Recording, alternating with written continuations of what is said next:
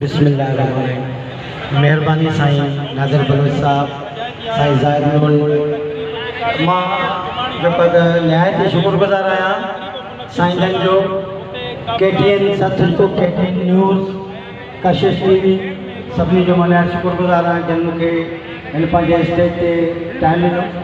दोस्तों अॼु ही एकता जो नंबर ॾींहुं आहे, तालीम करायो सिंध संवारो। इन हवाले सां ये असां फनकारनि लाइ ईद जो ॾींहुं आहे। इहो जेको असां KTN सां गॾु सेलिब्रेट करे रहिया आहियूं। तमामु दोस्तनि जी नहायत शुक्रगुज़ार आहियां जिन असां सां में साथ ॾिनो। मां आख़िर में सभिनी दोस्तनि खे चवंदुसि त गॾिजी हिकिड़ो भरपूर नारो हणो,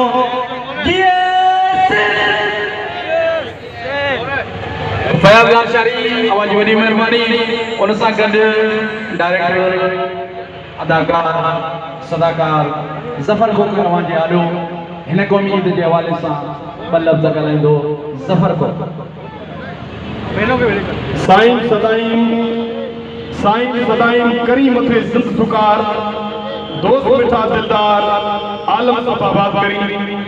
मां सब खां पहिरियां ताईं शुक्रगुज़ार आहियां पंहिंजे पहिरीं प्यारे असांजे KTN न्यूज़ जे ब्यूरो चीफ भी हितां जे चीफ रिपोर्टर भी साईं ज़ाहिर साहब, असांजो पहिरीं प्यारो मिठाई ऐं माखी जे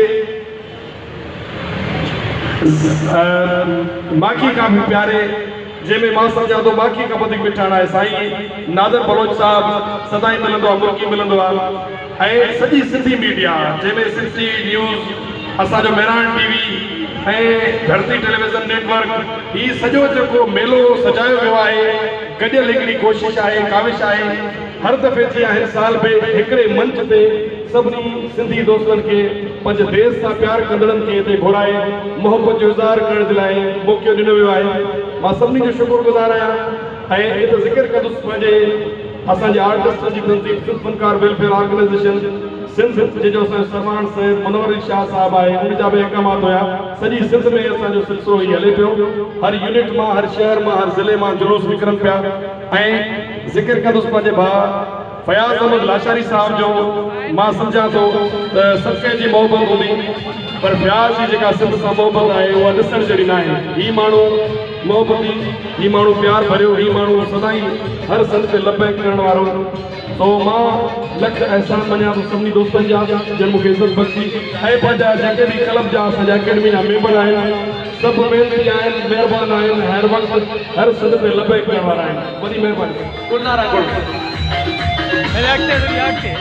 अस्सलामु अलैकुम। सभ खां पहिरियों मां सभिनी पिंडाल में बीठल भाइरनि खे अस्सलामु अलैकुम चवंदुमि। जीअं लतीफ़ ॿोली साईं हाणे ॿियो कुझु बि न आहे। जीअं त हाणे मां हिन प्रेस वारनि वटि बीठो आहियां, हिकिड़ो न्यूज़ ॿुधाईंदुमि तव्हांखे त जेको आहे उहो न्यूज़ ॿुधाइण लाइ माना यानी कि मां टिलू टांडाई। अस्सलामु अलैकुम। तव्हां ॾिसी रहिया आहियो टिम टांडो ऐं मां आहियां टिलू टांडाई। सभ खां पहिरीं हिकु नज़र विझंदासीं ख़ासि ख़बरनि, मुंहिंजो मतिलबु आहे ख़ासि ख़बरुनि ते। शिकारपुर में 11,000 बिजली के तारनि जे मथां रस्ते ठाहिण जो ऐलान। पंजाब के इलाइक़े चक नंबर 420 में 709 जो झेलो।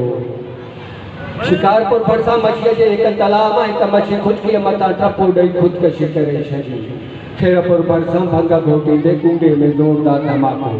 आसपास जे 11 मवालनि जा नशा छुट पिया। इमरान खान जी तकरीर ॿुधण दौरान ग़रीब मज़दूर बेहोश। ही हुई ख़ासि ख़बरूं। बाक़ी जेको तफ़सीली ख़बरूं तव्हांखे वरी ॿुधाईंदासीं अॻिले प्रोग्राम में। GSN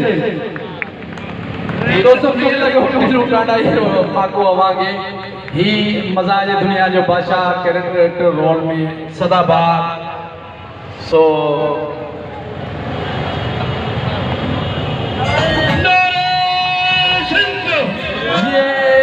सिंध